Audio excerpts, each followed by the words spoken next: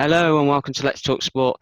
England played Belgium over the weekend in a disappointing result for it, let's be honest, and a disappointing performance from the national team. I'm joined today by Luke Tanner and Sebastian Chu, and we're going to dissect what happened over in Belgium. Welcome to the show, fellas. Oh, hello there, Luke. Sorry, Luke. Joe. Calling you Luke already. Starting great. So, obviously, 2-0 scoreline. Is it a fair reflection, would you say, Seb, straight away?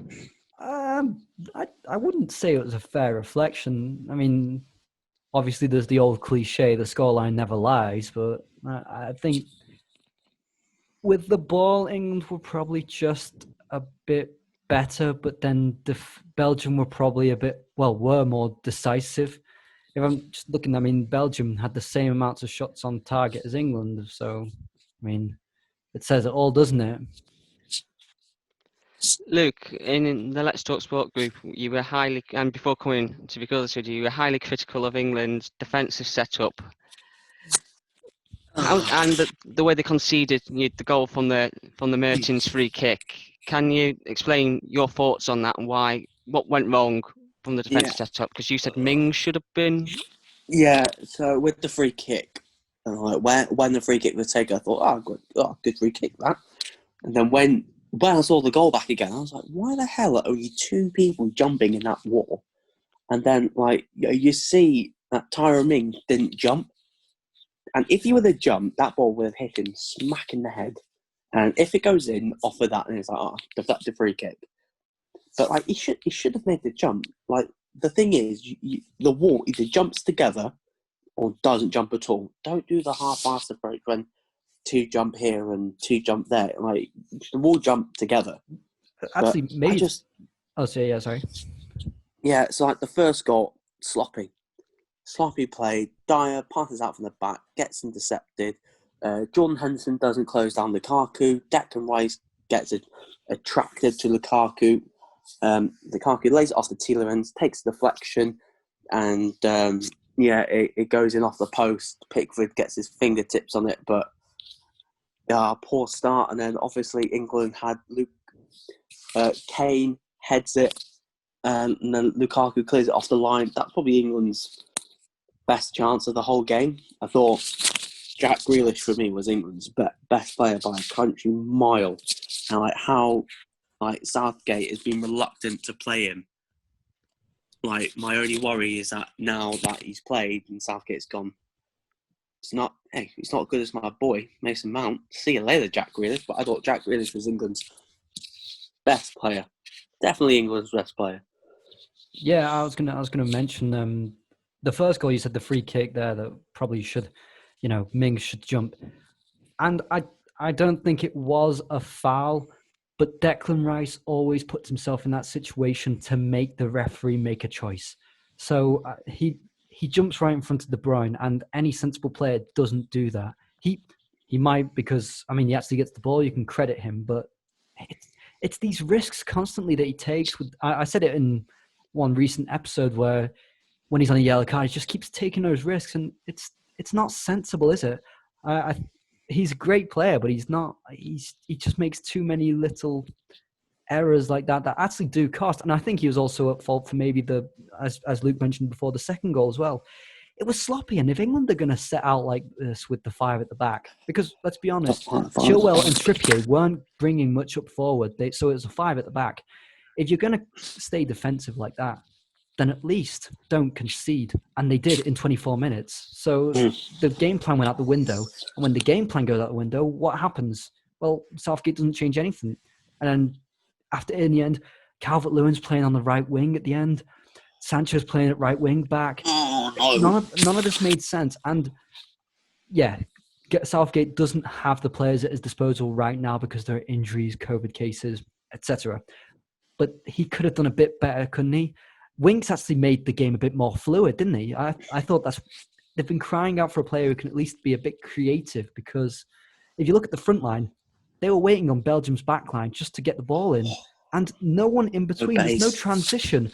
When you've got players, a Luke Shaw might have done something if he was playing at left back, made through balls. It didn't take a lot to see that. You just had to get the ball in behind and try and push that Belgian defence. And England just couldn't. They didn't have the in-game management. There was saying about no the five- pace in that forward line. There was no pace. I saw that starting lineup and I was like, oh, where's Jadon Sancho? Because obviously Sterling was injured, and I think it was Sterling was meant to play that game, but then he pulled up injured. So that's why he had to start a front three of Grealish, Kane, and Mount. I thought England were poor. I don't like three at the back. I know it worked for him at the World Cup, and I know in the Nations League he went to a 4-3-3, but then after England got dismantled by Holland by pissing around at the back, Gareth Southgate went, "Oh shit, I'll go back to three at the back again." I don't like it. I don't like three at the back. England don't really have the players to play three at the back. So I don't know why he's persisting with a Carl Walker at right centre back, Eric Dyer, who I think is bang average. He's a bang average DM and he's a bang average centre back. And I just don't get it. His subs baffles me. Jadon Sancho at right wing back. What are you playing at? I'm Dominic Calvert-Lewin on the right wing. I thought Bukayo Saka was great when he came on. When he came on for Chilwell, but yeah, just baffling decisions. It was, and I also the one thing that seemed more disappointing than anything else was Harry Kane was dropping off, and it was almost like he was looking for Son. He just couldn't find it. The best player to be on the end of Harry Kane's passes is Harry Kane, and there just wasn't that second player. But it's true. Harry Kane needs another player like himself to get on the end of his passes. And needed pace. England didn't have creativity. They didn't have creativity. So if you don't have pace, at least get some decent balls in the box. And if you look at those who put in the most crosses in the league, who are English, there's Reece James, who was suspended. Next English player is Cresswell. The next one is March. The next one is Nick McNeil. These sorts of creative players from out wide, March and McNeil. Who was it? These March, so these are the players that get the most crosses in. So when plan A doesn't work of these flair plays in behind Kane, and you need someone just to get it in the box from out wide, then you need that option on the bench, which he doesn't really have because he didn't take them, as I've just mentioned, those players there, March, Cresswell, and McNeil. There's an argument for them not being in the squad, but he just doesn't have that option. So he has no creativity in midfield, and he has no real threat out wide. Going forward, what do England have? How many goals have they scored from open play in this Nations League? One. I'm not too sure, but I think it's one. It's one from Mount. That was a deflected effort. That can't be right. What, pens and set pieces is what England have done in this Nations League. Yep. This is why I don't watch international football. This is why they didn't score against Denmark. They scored 2 against Belgium, 1 a penalty, and they scored 1 against Iceland, which was a penalty. Jesus Christ. I'm like, this is so what the defense is not the problem. The defense is not the problem with this 5 at the back. It protects well enough, except for yesterday. But then they're taking so much away from the attack, and everyone keeps raving on about this England attack, good as it is with Kane, Sancho, the likes. But they can defend, but they just can't attack. They can't. There's no decent movement up front to actually create chances. Is that like the thing is, he's got talent in the squad. Like, this is the thing. He's got talent in this England squad. Okay, he hasn't got Rashford and he hasn't got Sterling and he hasn't got Trent, but there's still plenty of talent in that squad for him to do something. I just think he's another one who is out of his depth, bang average, and he's got, I'm not going to say golden generation, but he has so much talent in his hands, and he's got so much talent in the under-21 that will come through. Is he the right guy? No. Is there a better person out there? Yes, and his name's Eddie Howe. England manager, get him in. I'm surprised you're on the Eddie Howe boat there. Yeah, I was just about to ask you guys whether you thought Southgate was the right man, but Luke just beat me to it, and then I was going to ask you who you thought was the best. So you think Eddie Howe, Luke, who's available? He's like the only English manager who's available, and I know the FA since was it Capello? since Capello, they've gone English. And who's the best English coach who hasn't got a job at the moment? Allardyce. No, I'm joking. Sam Allardyce. 100% record. no, Let's not Eddie forget Howe. that. Yeah. Adam Lallana with the winner. Yeah. I put a Let's bet go on for that Adam Lallana to score the winner in that match. I remember. Yeah, so like he's probably the best person that's Step. not in a job. But then even then, you look at it going, is Eddie Howe elite? Not yet. Or is he just another? I don't think international managers are elite. If you look at Joachim Löw, I think when international managers, because they've got so little time with their squads, it's less about being a genius tactically. There are some who are very good, but it's more just about harnessing what players know how to do and just bringing that on international level. If you look at what Spain like did Didier at Deschamps. best, yeah, but Didier Deschamps just can organise. He's not a great manager, but he's like right here's the shape. Hey, he's got to Let's the go Champions play League after. final with Monaco. I mean, that was good. Let's not call him a terrible manager. Yeah, English 2004. Champions League winning I didn't captain know as that. well. 2004, he got to the final and lost to Mourinho. But it's not always about being a great tactician. And maybe Gareth, because I think Southgate is actually overcomplicating things because these players don't know. I'm not even playing a back three ritually now, if I can recall rightly. It's just about motivating the players and then getting them a bit organised, not twiddling tactically with it. And that's what Joachim Löw did best. That's what Vincent Del Bosque did when he was with Spain. He just told the players what to do. You play in this system to just naturally just go and do it on the pitch.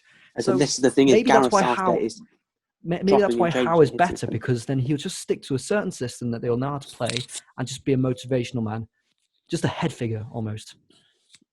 Yeah, I just feel like Gareth Southgate doesn't know what his best team is. I feel like with the three at the back, let's be honest, that World Cup for England, like they were crap at that World Cup. Like, let's be honest, England were crap. Scraped through against Tunisia, battered a crap Panama team. The first decent opposition we played got beat Belgium, right? Just there's no shame in that, is there? There's no real shame in Colombia. that. But the thing is, every big team England have come against, they usually lose. Apart from the Belgian one in the Nations League, any team that's ranked higher than them, England usually lose. What about Spain? And what about last Nations League when we beat Spain once, and we also got over Croatia once and drew once?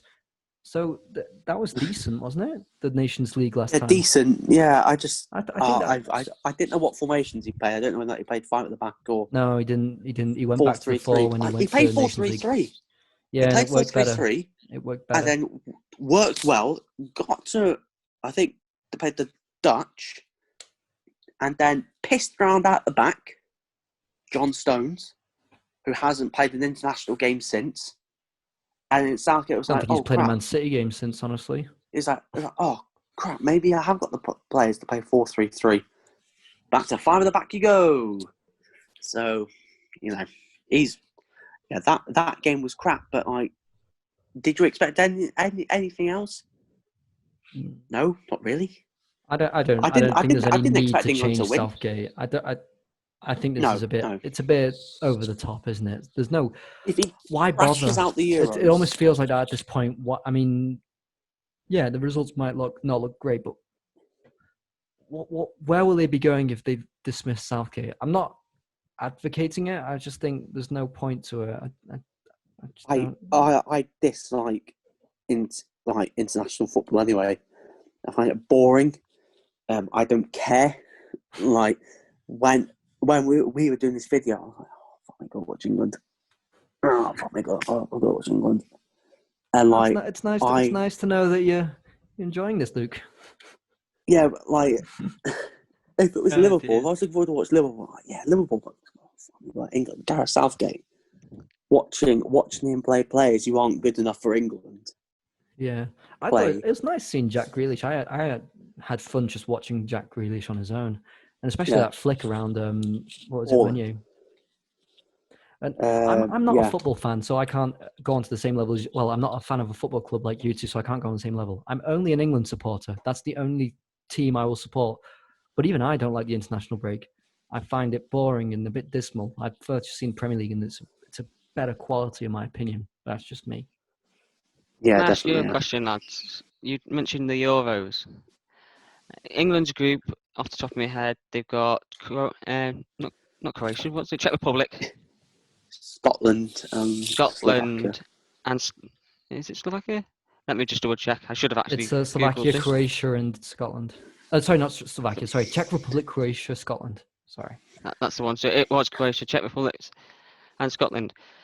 Based on the performances in the Nations League and obviously the friendly against Ireland, they dominated. But let's be honest, it was a second-rate Ireland team as well, and they should be beating Ireland with all due respect.